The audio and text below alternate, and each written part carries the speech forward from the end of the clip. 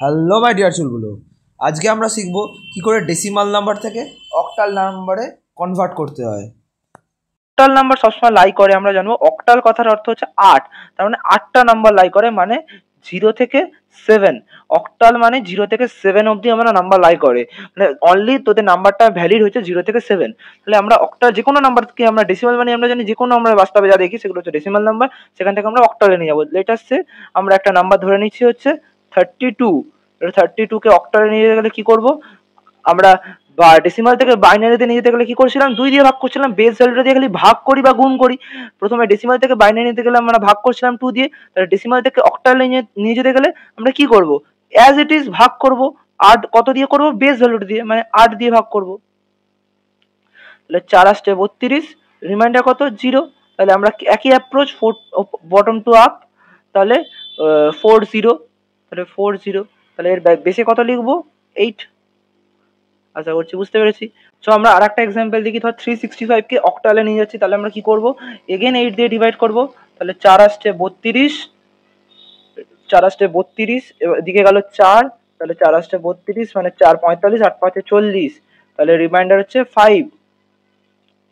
Again আমরা আরেকবার করলাম, তাহলে 8 5 40, 8 5 40, রিমাইন্ডার হচ্ছে এগেন 5।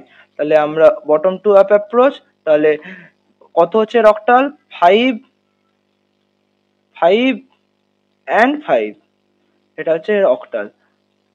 ওকে, আশা করছি ক্লিয়ারলি বুঝতে পেরেছিস। তাহলে আমরা যদি পয়েন্ট দেখবো 365.625, তাহলে একে আমরা পয়েন্টের ডেসিমালকে আমরা অক্টালে নিতে গেলে কি করব, আমরা পয়েন্টের ডেসিমাল থেকে বাইনারি নিয়ে যেতে যা করছিলাম সেটাই করব, খালি আমরা পয়েন্টের ডেসিমাল থেকে যখন বাইনারিতে নিয়ে যাচ্ছিলাম কি করছিলাম, ডেসিমালের বাদিকটা 2 দিয়ে ভাগ করছিলাম, এটা 2 দিয়ে গুণ করছিলাম। তাহলে এটা এদিকে বাদিকটা কি করেছি, 8 দিয়ে ভাগ করেছি, তাহলে এই দিকটা কি করব, 8 দিয়ে গুণ করব, জাস্ট বেস ভ্যালুটা দিয়ে গুণ করব। তাহলে 0.625 কে বেস 8 দিয়ে গুণ করলে 0.625 কে 8 দিয়ে গুণ করব, 0.625 কে যদি আমরা 8 দিয়ে গুণ করব,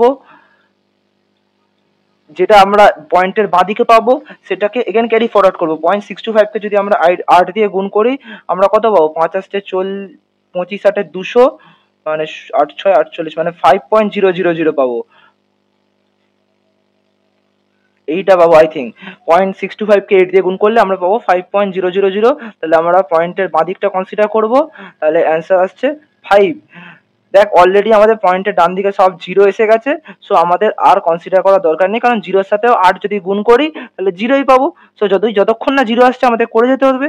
তাহলে আমরা এখানে এই অ্যাপ্রোচটা কি হবে, টপ টু ডাউন অ্যাপ্রোচ। যদি আরো কিছু ভ্যালু পেতাম তাহলে টপ টু ডাউন হতো। তাহলে অ্যান্সার কত আসছে, 365.625 এর যদি আমরা অক্টালে নিয়ে যাই তাহলে কত অ্যান্সার আসবে, 5 5 5.5। আশা করছি বুঝতে পেরেছি কি করে আমাদের ডেসিমাল টু অক্টাল কনভার্ট করতে হয়।